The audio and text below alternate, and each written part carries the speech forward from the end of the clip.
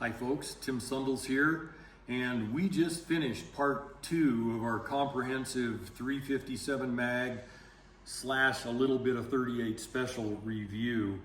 And we just got into the 4-inch barreled revolvers for outdoor use, duty use, and social use. I had promised you, my wife reminded me, when I was talking about these 3-inch fixed-sided Model 65s that used to be FBI issue, and their blued counterpart, the Model 13, was also FBI issue. I'm going back quite a ways, 30 years plus, I guess. I had promised to tell you a true bear story about one of these guns. Owning my own business, a lot of times I work on Saturdays and Sundays because the factory is empty and quiet. And if I want to get out in the factory and I want to be creative with load development and other types of experimentation, I just need it quiet. You know, if there's other people and they're playing the radio and they're asking me questions or anything, I'm not as creative because I'm a little bit on guard. And you need to have a clear mind when you're dealing with handheld explosives. And you're experimenting. And I do a lot of out-of-the-box stuff. Anyway, I was out in the factory. This is when we had our factory up in Montana. And I was just working, and I hear a knock at the door. And I'm like, who would be here on a Saturday? I open the door, and it's a Montana State Trooper. And I'm like, all right, what did I do wrong? And he goes, no, I just was hoping I'd catch somebody up here. He goes, just last week I had an experience I need to tell you about with this load. And, this is our most popular 357 Magnum load right here. He said, with a bear. And he said, I was fishing on the Clark Fork River. He said, and he had the gun. He showed me the gun. He goes, when I'm out fishing and stuff, he goes, I carry this little Model 65 in a little hip holster. And he goes, it's just my woods gun that I use just in case. And he said, I was fishing the Clark Fork River, and he said this real average sized black bear, he said it looked like it was a younger bear, which it probably was. He said, came out of the woods and was walking along the riverbank, and he said it was watching me. And he goes, you know how bears are? They'll act like they're not watching you, but they're watching you. So I knew he'd been around a few bears at that point. And he goes, this bear had obviously become human habituated. And he said it walked right up to me, waiting for me to either throw it a fish or waiting for me to throw it a sandwich out of my backpack or something.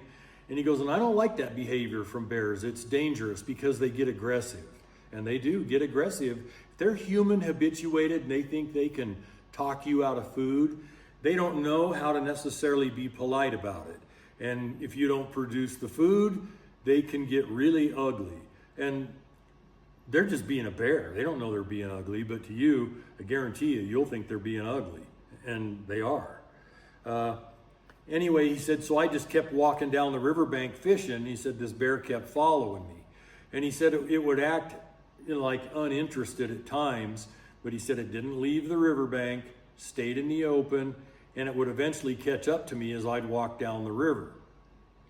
He said, well, I wasn't going to make the human habituation problem this bear had worse by giving it food. It wanted food. And he said, so I just kept walking away from it. He said, finally it got ugly with me and started swatting at my leg and showing its teeth and stuff. He said, so I knew what was coming next. Next I was going to get bit. And he said, so I drew my Model 65 and at, probably 2 or 3 yards, he said, I put one in the bear. It kind of turned a little diagonal. He said, I hit it right in the shoulder. And he said, that hard cast bullet exited its hip back here. And he said, I saw it kick up gravel on the riverbank behind the bear. And he said, the bear just folded, done. Because that when you do that diagonal lengthwise thing, that bullet's making a long terminal path. It does damage the whole way. And it exited the bear's hip and blew gravel up in the air behind the bear. And so I said to the officer, I said, I'm really glad you shared that story with me. I said, how big of a bear are we talking? You said it wasn't all that big. And he goes, nah, 200 pounds, maybe a little over. And keep in mind, Kim has a cold. She just got back from Illinois and she went through airports and stuff, and that'll do it every time.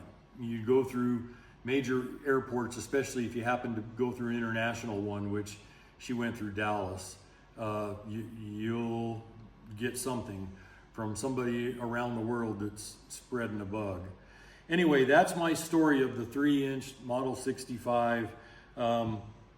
And it's a story worth telling. And I've mentioned already to you that for outdoor guns, for me, in 357, they start with a 3-inch barrel. I won't use the 2 and the 2.5 inchers.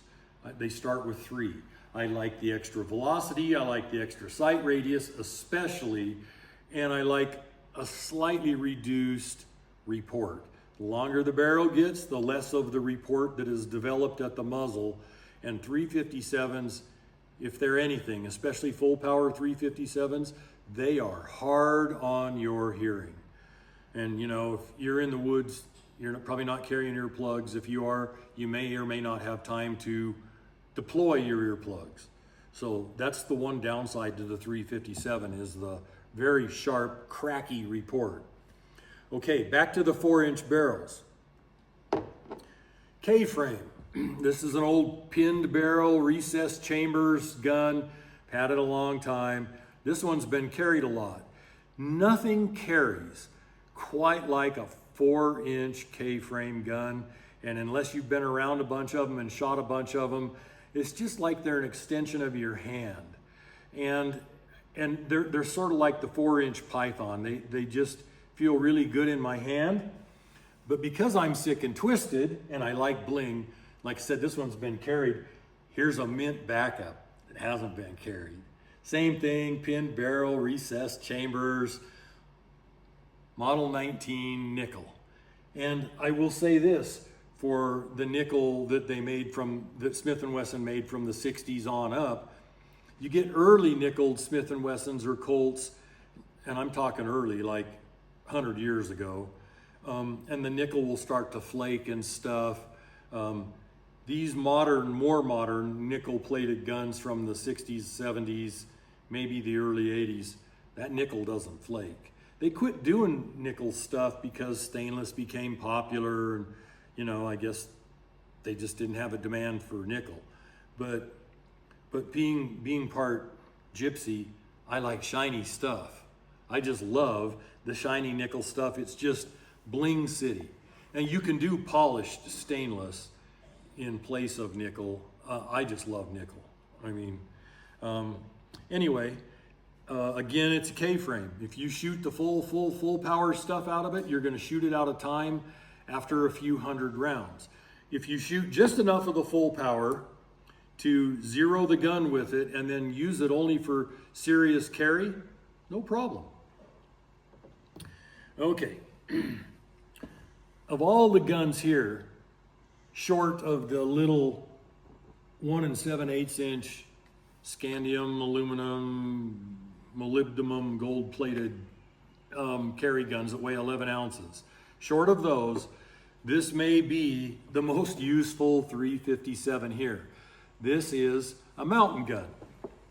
They made them on L frames, not K frames. Can you see mountain gun on the side of the barrel?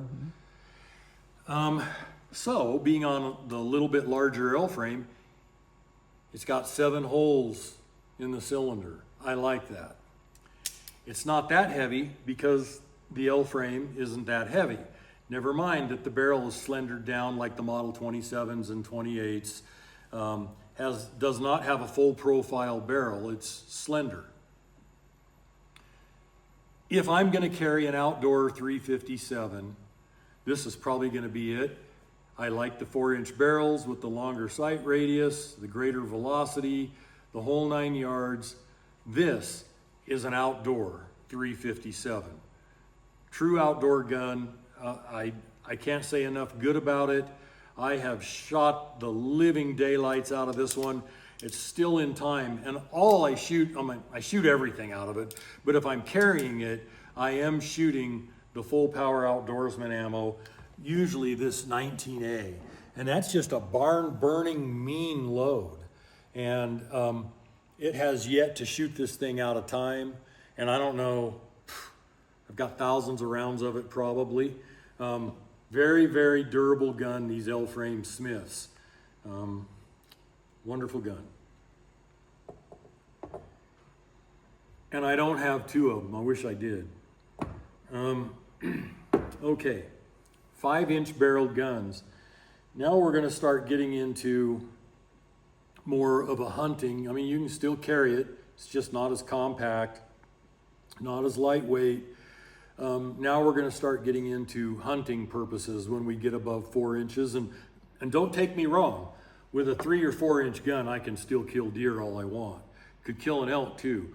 With that 180 grain, that item 19A, I can sneak up on an elk. I can put that bullet through both lungs, and that elk's going to run 100 yards, tip over dead. If they can't get oxygen to the brain, they pass out. Once they pass out, they continue to bleed to death. The brain starves, they die. So a lot can be done with 3 and 4 inch guns. I'm just saying, for hunting specifically, you get into the longer sight radius of the longer barrels, you get into the increased velocity for a little bit extended range, a little bit heavier gun. Some people can, this is an end frame, a Model 27. I mean, this is a super duper nice revolver. It's a Smith & Wesson flagship gun. This is an old one with the pin barrel and the recessed chambers. This is quite the gun. You'll get a lot of velocity with a gun like this, and with that longer sight radius, they're just really, really good for hunting. Here's the same gun with a 6-inch barrel, Model 27. This is a later model. It doesn't have the pinned barrel. I don't even think the chambers, the chambers aren't recessed either. But nonetheless, it's a flagship Model 27 6-inch barreled gun, longer sight radius yet than the 5-inch, and just so usable as a hunting gun. Now, I didn't include single action Rugers in here. I've got some. I didn't include them, and if I'm hunting, I'm just as happy with one of those, with the single action guns. The 357, and I have to be practical about this. In most of America, there's not grizzly bears to deal with like we have here. And the 357 is very adequate for woods carry, for hunting. It's just a really adequate cartridge if you're using the full power ammo. Just no flies in the ointment at all. I will say that if you haven't Googled Phil Shoemaker and you don't know the story about the 800-900 pound attacking grizzly he killed with our 9mm outdoorsman ammo, if the 9mm outdoorsman ammo will do it, the 357 Magnum will do it better. It's much more powerful. And if you're not familiar with that story, it's worth reading. And the only reason Phil survived it was the bear attacked his fishing clients, not Phil. Had that bear attacked Phil and got him down, his little 9-shot 9mm with our outdoorsman load in it may or may not have worked so well. But since that big bear attacked Phil's clients, Phil could stand back, pick his shots, and like I said about taking lungs out, he was shooting that bear in the lungs. He couldn't shoot it in the head, which would have been preferable. He couldn't do it because it was chewing on his clients. He didn't want to shoot a client. I mean, that's just always a real bad advertisement for your business, that you shot one of your clients. So Phil was shooting this thing to be safe in the lungs. He killed it. It bled to death. It passed out from lack of oxygen to the brain and laid there and bled to death. It's doable. If you're shooting a deep penetrating bullet, and you don't want a jacketed hollow point for this because they don't penetrate as deep, but if you're shooting a deep penetrating bullet and you want to kill something, make a hole through both lungs. It's not going to die right there on the spot, but it's going to die in fairly short order. It might live for a minute. It might live probably less than a minute, probably more like 20, 30 seconds. And it can run in that time, or it can attack you in that time and do serious damage to you. In that case, you need to start shooting at its head, especially once it knocks you down. Start looking for the brain, because that's an instant shutdown. Okay. Last but not least of the 6-inch guns is a vintage Colt Python. And Colt made these, I think, mostly for target shooting, which is why they used the choked barrel. And they only choked the barrel down 1/1000th of an inch, from 357 to 356. How can you not love a revolver this beautiful? I mean, how can you not just love that? Or the 4-inch version. And like I said, these are old vintage Pythons. I mean, what a deluxe, iconic, beautiful gun. They have the nicest actions. I mean, they're smooth. They're just, everything about them is really, really nice. This one has been shot enough to have a little bit of a timing issue, because it's been obviously shot with full power ammo. And, someday I'll retime it. I don't use it. I just put it up. These guns are too nice to use. I don't want to stick them in holsters and rub the bluing off, although they've seen a little bit of holster action. The vintage Pythons, I just kind of put them away at this point. If I get to feeling really nostalgic, I'll take them out, shoot some steel, clean them, and put them away. They're probably the only guns I clean before I put away. I don't clean other stuff until the cylinder gets hard to rotate. And then I figure I better clean it. To conclude part 3, I'll just tell you that part 4 is going to be all about the 357 mag carbines in their various forms, various barrel lengths, and how useful they are. Various features. There's actually 3 Marlins here, but there's Marlins from different vintages, and I'll get into them. This is an old 1894 Marlin that I bought from my secretary's husband, and that's their cattle brand. He's in his mid-70s. He just has no use for it, and decided to sell it. And I paid a premium dollar for it because it's the old pre-safety. It's the good old common sense Marlin before attorneys started running manufacturing boardrooms. And so I'll get into the pros and cons of the different barrel lengths, this is an 1892. It's not an 1894 Marlin. This is a Taylor's and Company. Very, very useful gun. And they're not politically correct. They have no stupid safeties on them other than that safety right there, which is the half cock. We'll get into all of that. And that'll be in our part 4. And then for part 5, I do think I'll step outside and shoot some steel with these things. I gotta be a little careful with the carbines. They tend to actually puncture the AR-550 steel that our silhouettes or steel targets are made out of. So I might have to just shoot rocks with those, because the extra velocity that you get from these, which is considerable with full power ammo. You can just count on getting an extra 400 feet a second above our advertised velocities for handguns with these carbines, and maybe 500 feet a second. And that extra velocity changes the entire nature of the cartridge, turns it into a 200-yard deer cartridge, and will ruin your AR-550 steel targets.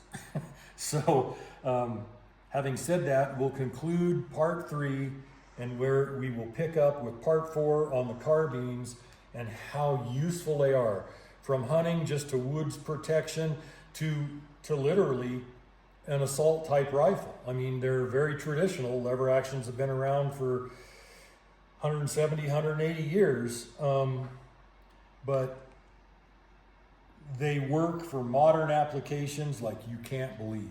There's just a lot of good to say about them. Folks, we've concluded with part 3, and we just have work we have to get done today. It's a Saturday. We'll pick up with part 4, and may God bless.